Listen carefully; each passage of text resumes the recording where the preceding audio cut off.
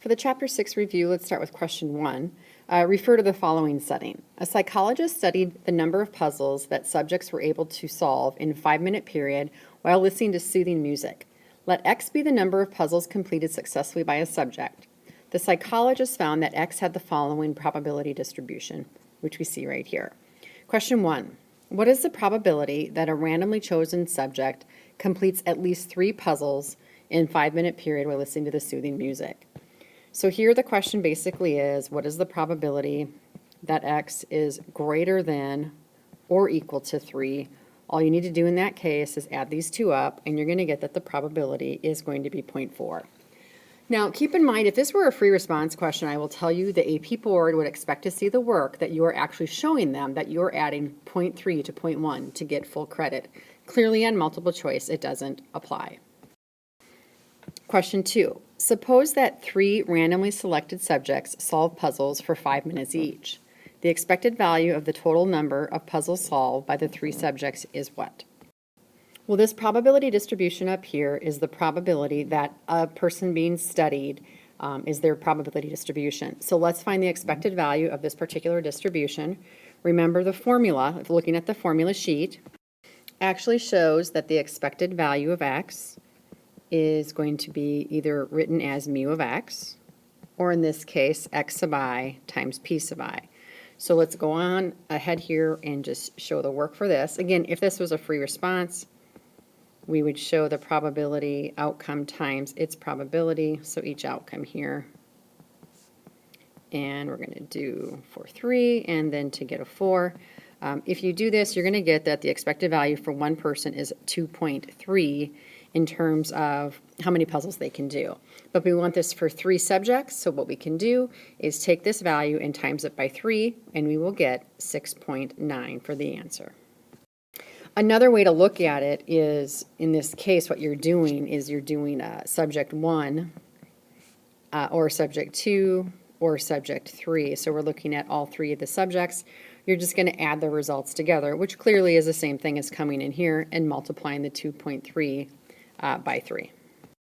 Basically, you have 3 different variables, and so you can add the variables together for their new mean calculation.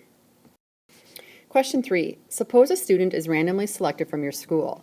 Which of the following pairs of random variables are most likely independent? Again, the vocab for independent is basically saying that one outcome does not impact the outcome of the other. If you read these, letter A, height and weight, there probably could be some type of connection with that, so would knock that one out. The student's IQ and GPA, probably a connection there. A student's PSAT, a math and verbal score, there probably could be a connection.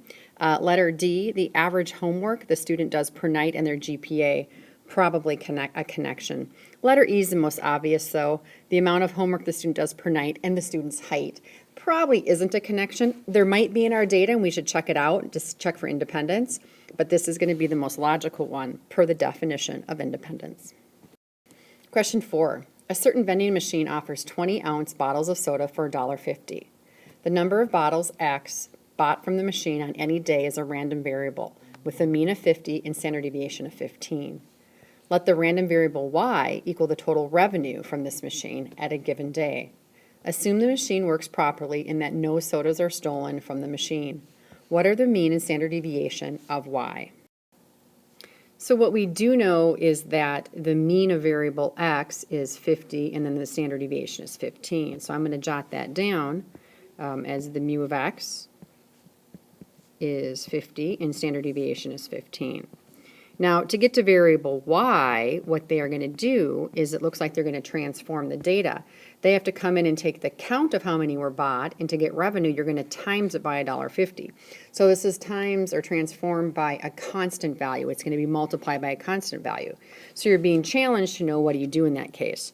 Well, in that case, we come on in and we multiply each the spread, or the center, I'm sorry, and then the spread also by $1.50, and in doing so, you get the answer for letter D. Now, one of the things I want to point out is the reason they have for letter B and E the option of standard deviation being 33.75 is what they're thinking is maybe you're going to come on in and you're going to square this constant or this transformation value. Be careful you don't.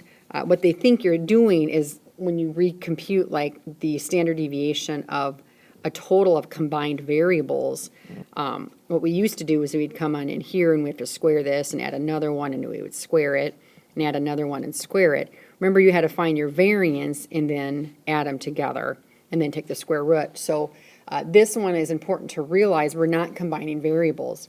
This case down here where you come on in and you take the standard deviation and square it and then add them up, that is when we're combining. This case, we would have like 3 bottles we're getting.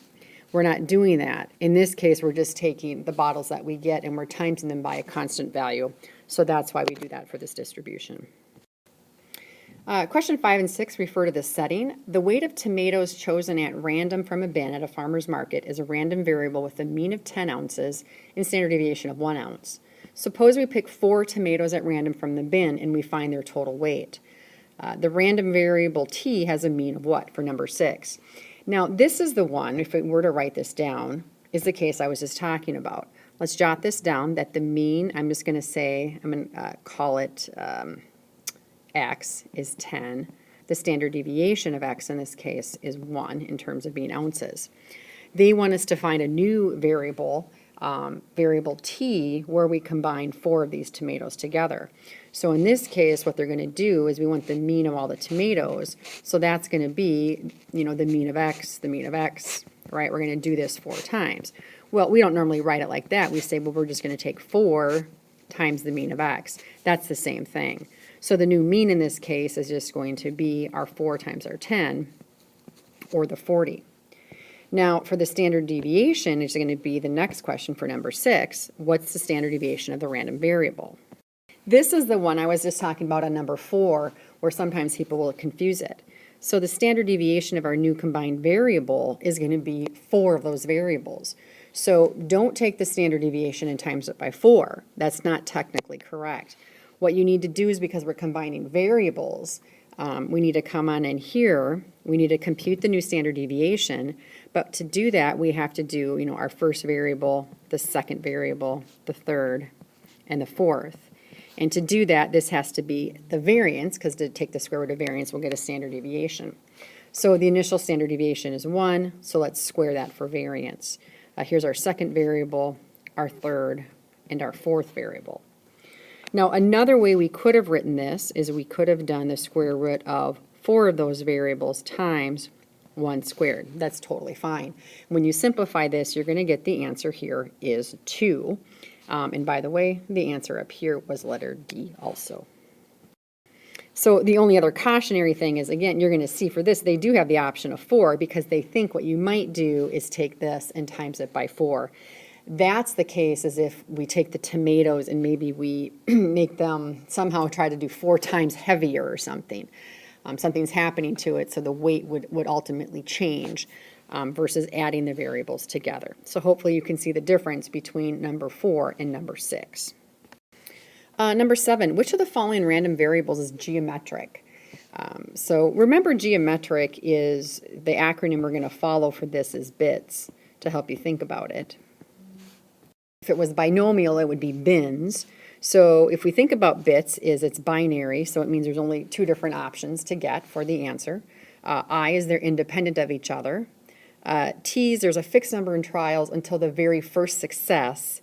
In S, the probability of success is constant. So which of these meets that requirement? If we look at the first option, the number of times I have to roll a die to get 2 6s, this doesn't work because geometric is about your first success. This would be kind of 2 successes of 2 6s, so it breaks that one in terms of the trials part, fixed trials to get the first success. Letter B does not hold here. Because if we read it, the number of cards ideal from a well-shuffled deck of 52 cards until I get a heart, this is broken because of independence. So they're not replacing that card. If they would replace that card, it would meet the independence requirement. Here it doesn't. Letter C is going to end up being the correct answer. The number of digits I read in a randomly selected row of random digits until I find a 7. So we are seeing the very first success is finding a 7. It's binary in that we get a 7 or we don't get a 7. They are considered independent. One will not impact the other. And the probability of success should always be constant of getting a 7. It would be 1 out of 10 is the chances that I get the digit 7, assuming we have digits 0 through 9 listed there. Letter D is not going to work here. The number of 7s in a row of 40 random digits. This is actually a binomial situation. It's not getting the first success. Letter E, the number of 6s I get if I roll a die 10 times. Again, this is actually going to be a binomial situation because it's not the first success. Keeping in mind letters D and E actually do meet the requirements, though, of binary, independent, and the probability of success is always constant. Number 8, 17 people have been exposed to a particular disease. Each one independent has a 40% chance of contracting the disease. A hospital has the capacity to handle 10 cases of the disease. What is the probability that the hospital's capacity will be exceeded? So the question here really is, what is the probability that X is going to be greater than or equal to 11 in this case? What you need to realize here, this is going to be a binomial situation. So if we think about bins, it's binary in that you're either going to get the disease or not. Independent, they told us that they are independent. The number of trials is fixed here at the 17 people, so it's a fixed count at 17, and the probability of success is constant at 40%. So it does meet the bins requirement. Now be careful, bins is discrete, so it's not a continuous variable. So what we couldn't technically say is, if you said the probability that X is greater than 10, that's true. The probability that X is greater than 10 is a way to write it in a continuous method. The discrete way to think about that, though, would be that it is greater than or equal to 11. So between 10 and 11, there's really no answers. So what we're looking at is a probability is greater than or equal to 11.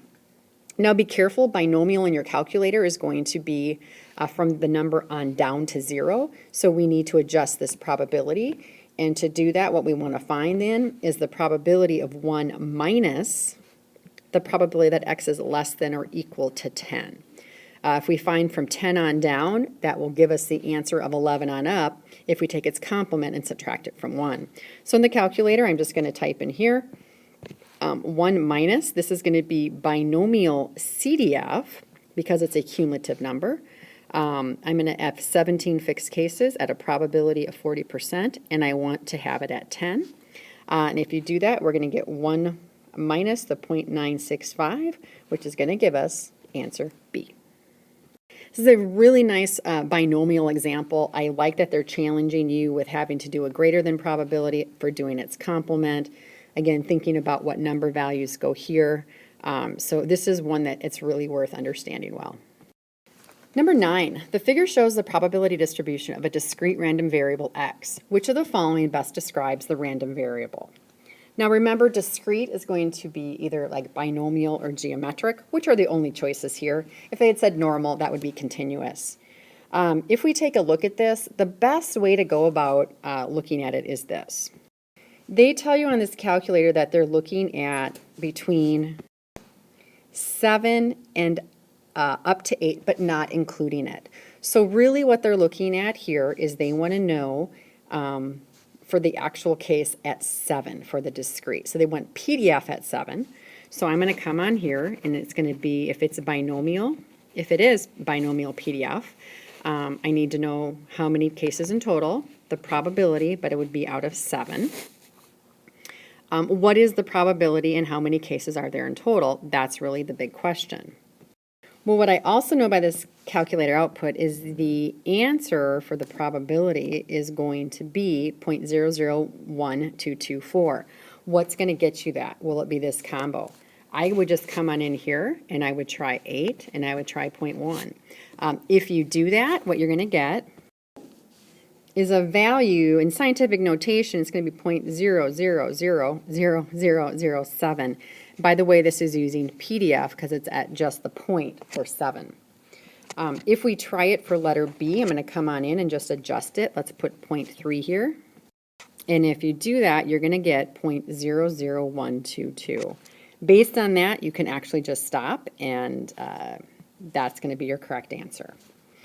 The other thing I didn't highlight as much is it is PDF because, folks, we're just looking between at 7 and up to 8. So really we're just looking at one number value, not a cumulative running total here. Another thing to note, though, on this is why is it not geometric? We know the formula, it's not on the formula sheet, though, but that the expected value, if it's geometric, is 1 over the probability. So if we were to take 1 over 0.1, you're going to get the expected value is going to be 10 for this in terms of the value, but it's really at 7 here. If we do the same thing here, if we do 1 over 0.2, we're going to get the expected value is at 5. But again, the expected value they're having is the value of 7. So that's why it would not be considered geometric. Number 10. A test for extrasensory perception, or ESP, involves asking a person to tell which of 5 shapes, a circle, star, triangle, diamond, or heart, appear on a hidden computer screen. On each trial, the computer is equally likely to select any of the 5 shapes. Suppose researchers are testing a person who does not have ESP and so is just guessing on each trial. What is the probability that the person guesses the first 4 shapes incorrectly but gets the fifth one correct? So when is at the 5th try going to be the first correct answer? This right here is going to be a geometric distribution, or it's going to be related to bits. So if you think about it and how it meets it, is it binary? You're either going to guess the correct shape or not. Independent, yes, they're saying it's equally likely to happen also for the probability. So the probability is going to be, 1 in 5. And again, we assume that they are independent from each other. In that case, it would make sense. And there are going to be a fixed number of trials in this case, it looks like. To get here would be 5 trials. So we're going to have the 5 trials. Now, is it geometric, PDF, or CDF in this? So we want when they get the very first one. So this is going to be the probability of when x equals 5. That is PDF. So I'm going to do geometric, PDF. You can use your calculator to do that. Probability of success is 1/5. And we're going to have success the first time on the 5th try. You could do it that way. And you should get from that one, your answer is going to be 0.08192. Now, clearly, we don't see the decimal format of that. One of these is that exact same answer. What you could also do is look at the formula sheet. And on the formula sheet, you are going to see that we have the formula for the binary. And this is going to be very similar for the binary. The only difference is this. The binary distribution is going to show some type of coefficient factor in front of it. These two right here is the geometric part of the distribution, so it does work the same way. So the first 4 trials right here are going to be failures. That would be probability is 4/5 for 4 tries. The 5th one is going to be 1/5. So that's where the formula comes in. If you crunch this out, you are going to see that the answer is this one right here of 0.08192, giving us letter C. Again, notice what I talked about for binary. You're going to see here, this option D is the binary answer. And it's not the case because this is a geometric situation. For the first free response, number 11, let Y denote the number of broken eggs in a randomly selected carton of 1 dozen store brand eggs at a local supermarket. Suppose that the probability distribution of Y is as follows. We see our variables here and our probability adding up to 100%. Question A, what is the probability that at least 10 eggs in a randomly selected carton are unbroken? Now keep in mind the probability distribution here is for the number of broken eggs. So what we want to find is going to be the complement here of at least 10 unbroken, which means in a carton of 12, if at least 10 are unbroken, 1, 2, or none of them could be broken. So we want to find the probability, and I'm just going to put here that Y is less than or equal to 2. Basically, all we have to do for that one is add up these 3 numbers. Remember, even though it's a simple calculation, the AP board wants to see the work that you're doing to get this, to get the 0.96 number. Letter B, calculate and interpret the mu of Y. Now, especially since we've started probability, I always recommend that you do reference the formula sheet if needed. You are going to find that the expected value, or the mu of y, is listed. So they have listed here on the formula sheet e of x, which is also going to be the same of mu of x. And what we do here, remember, is the summation of our x sub i's times the p sub I, as I goes from 1 to what we have there.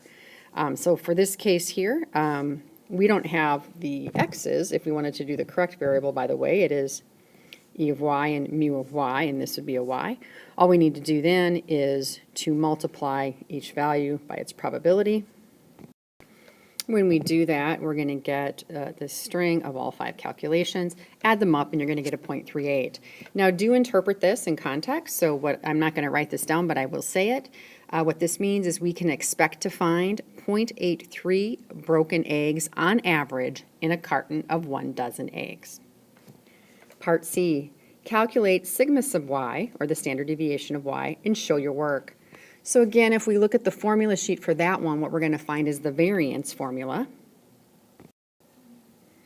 which is going to be here. The variance of y is sigma squared of y. We're going to sum up. We're going to take each element minus the mean that we did find up in here and times it by its probability. And it looks like I'm forgetting a little squared here, so let's pop that right in there. Don't forget to square it from the formula sheet. Keeping in mind this is variance, so once we have this complete answer, we will come on into that complete answer, and we will take the square root of it to give us the standard deviation. So for showing work for this one, it's a pretty lengthy calculation.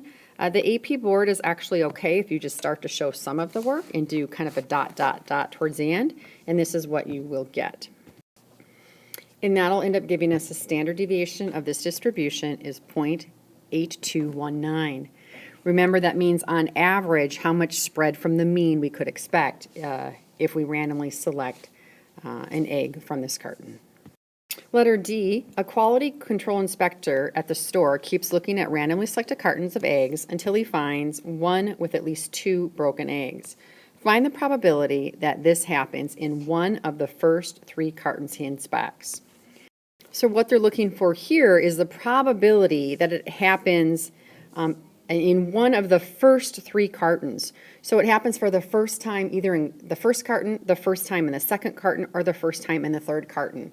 This right here, because of how they're approaching it, should kind of trigger bits. Will there be a constant probability or a binary situation? Yes, there's a constant binary situation. You either have at least 2 broken eggs or you don't have at least 2 broken eggs. Is each carton considered independent of each other? Yes. Would there be a fixed set of trials in this case? We're trying at least to the 3rd, so yes, the 3rd trial. Is the probability of success going to be the same? What's the probability of at least 2 broken eggs? It will be the same. Now, we will have to find this, so for our bits, what we're looking for here is going to be the probability, and I'm just going to call this, we have what variable y. We want at least 2 broken eggs, so if there's at least 2 broken eggs, means we want that y is greater than or equal to 2, basically. Now to get this one, this initial probability is just going to come from the table. The probability that it's at least 2 or greater is going to be these values right here. So if we add those up, the probability of that happening is going to be 11%, that we're going to get at least 2 broken eggs. Now, for bits, we know this is a geometric. Again, it's cumulative because they want to know if it happens the first try, the second try, or the 3rd try. So this, in this case, is going to be a geometric CDF calculation where the probability of success is 0.11, and they're going to do 3 trials. So the CDF is going to allow it to compute for at the first try of success, the second try of success, and the 3rd try of success. If you compute this, what you're going to get is going to be 0.295 is the probability that we get at least 2 broken eggs in either the first time, second time, or the 3rd time. Now, I will tell you this is not the only way to get this answer. Another way you could have done it is you could have done geometric PDF for 0.11 at the first trial, then you could do it for the second trial and the 3rd time, and add those 3 up, and you would get the exact same answer. Number 12, Ladies' Home Journal magazine reported that 66% of all dog owners greet their dog before greeting their spouse or children when they return home at the end of the workday. Assume this claim is true. Suppose 12 dog owners are selected at random. Let X be the number of owners who greet their dogs first. Part A, explain why X is a binomial random variable. So because of this, you want to go through your bins for binomial and just highlight how the B, I, N, and the S are met. I'm just going to say this and not write this one down necessarily. Is it binary? Yes, you either greet the dog or you don't greet the dog. Are they independent? We can assume that owner 1 and owner 2 are going to act differently or not be influenced by each other. So yes, independent. Is there a fixed number? Yes, we are looking at 12 cases. Is the probability of success going to be constant? Yes, it's stated here that the probability of success is at 0.66. Therefore, it meets the binary or the bins requirement. Part B, only 4 of the owners in the random sample greeted their dogs first. Does this give convincing evidence that the Ladies' Home Journal claim? Calculate an appropriate probability to support your answer. So in this case, what we want to think about is what is the scenario. So what's the probability that 4 or fewer of the owners would actually greet their dogs? So in this case, we want to find the probability that X is going to be less than or equal to 4. What are the chances that it happens? That case or something more extreme? Well, this right here is going to be binomial CDF because we do want the less than scenario. We have 12 cases. The probability of success is 0.66, and for it happening 4 times or fewer, when you compute this through, you are going to get 0.0217. Now, this is calculator speak that I'm showing, so just keep in mind for the AP board what I would do to make sure you get specific credit. Either write it here that this is the probability and that this is N. If you do that, you should be just fine.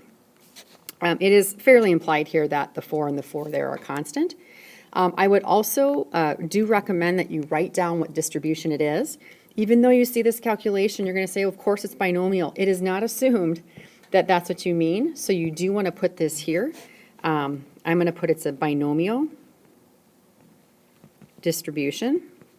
And I'm also going to cover up these 2 components here. I like to write them separate, so I'm going to say N is 12, and then that the P is 0.66.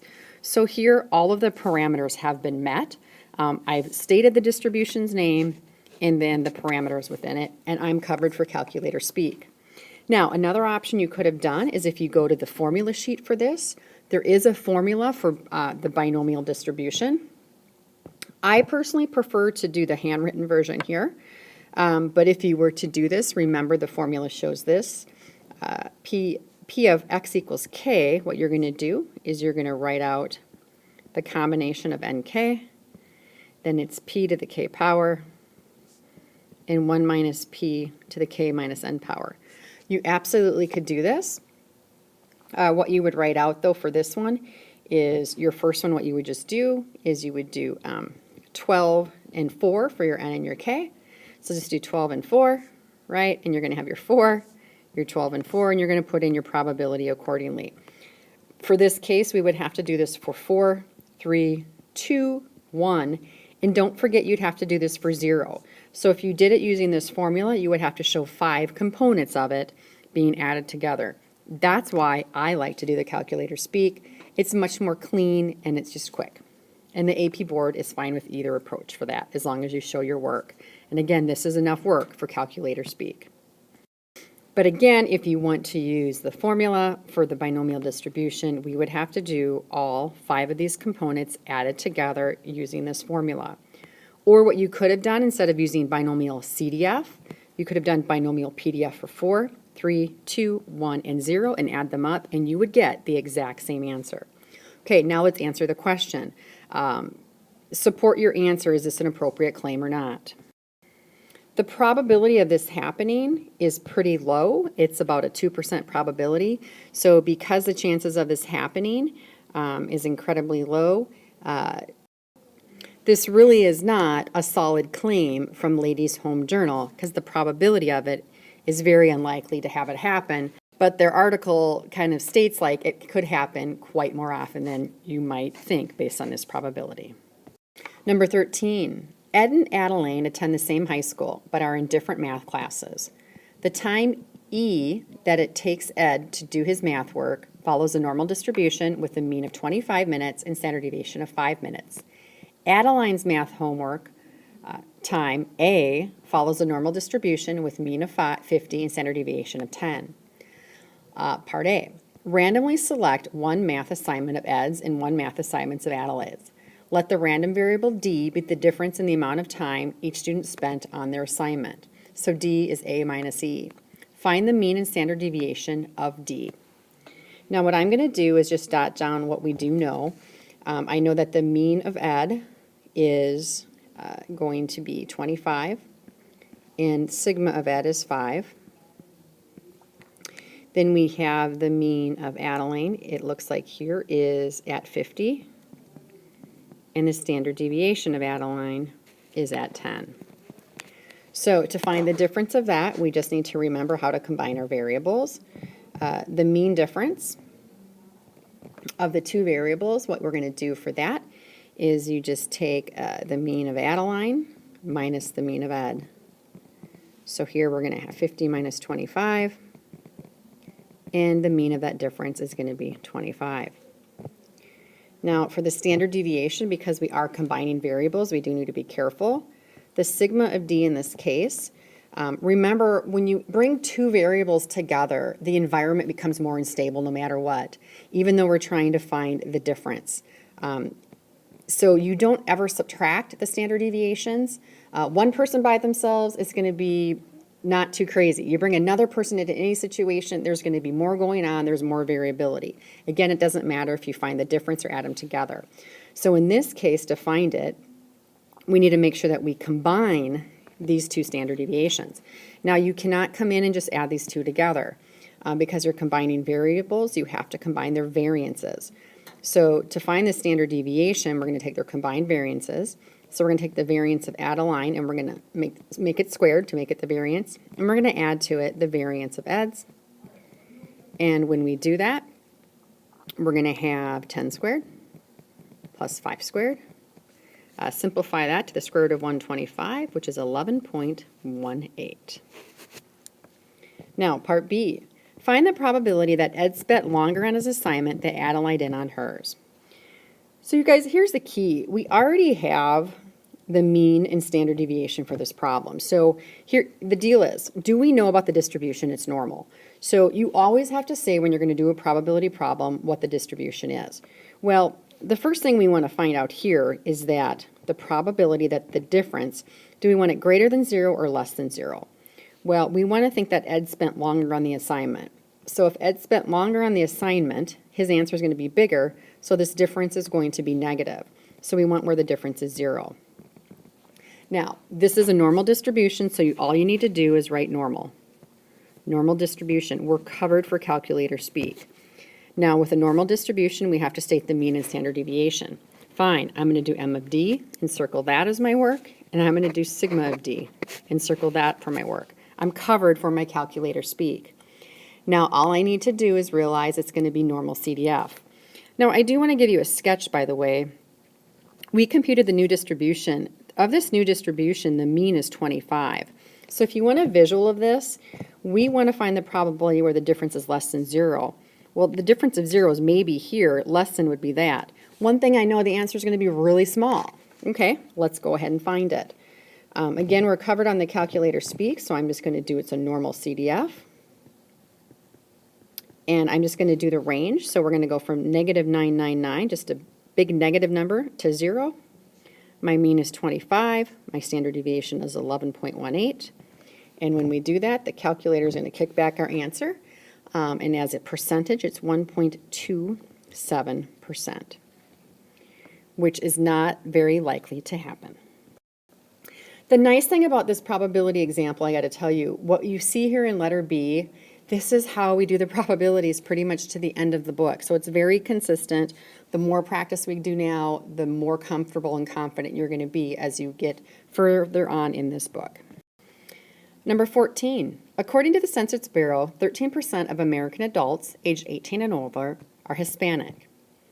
An opinion poll plans to contact an SRS of 1,200 adults. What is the mean number of Hispanics in such a sample? What is the standard deviation? Now, the one thing I want you to notice when you first read this problem, we don't get any hint or structure that this is a normal distribution. So as of now, we probably couldn't use anything normal CDF, normal PDF. I don't see a probability distribution to calculate the numbers. So you're trying to think about what this could be. The only other options I would say to think about is geometric and binomial. So in this case, does it meet any of those requirements?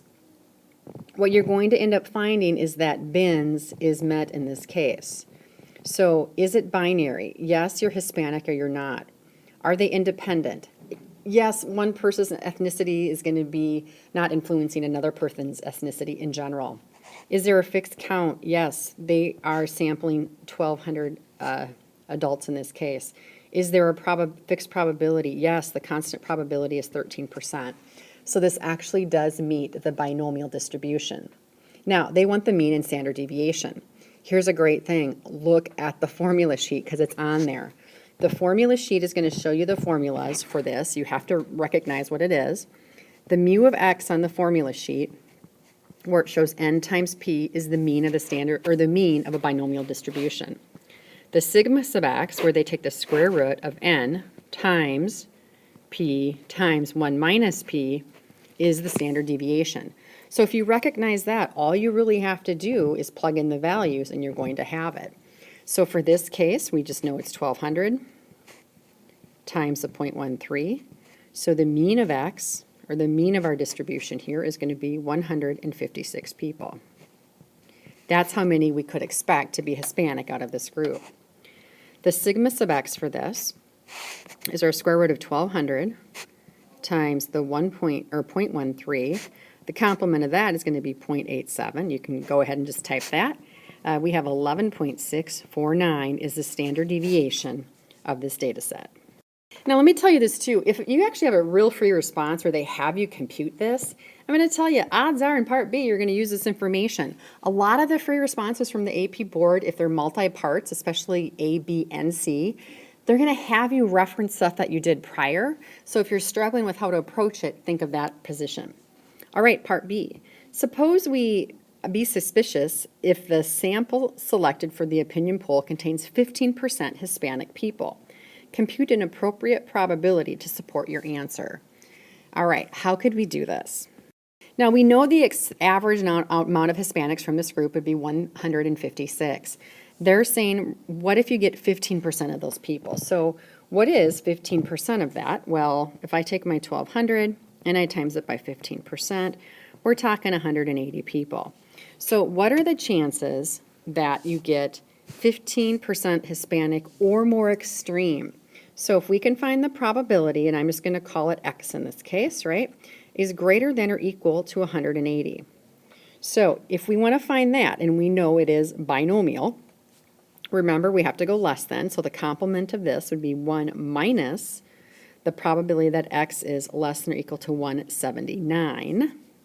So we can go on and do this, and let's just do 1 minus. This is cumulative, so binomial CDF. We're out of 1,200 people. The probability of success is 13%, and we want 179. If you do this, what you're going to end up getting is 1 minus the 0.9765, which will then simplify down to our final answer of, as a percentage, I'm going to write it, 2.35%. Okay, you've got the answer, but answer the question. Should we be suspicious of this? So if an opinion poll actually said that 15% of that group is Hispanic, do we think there's something going on that's not right, possibly? Well, the likelihood of having something of 180 people or 15% or something more extreme, the likelihood of it is only about 2.35% of that happening.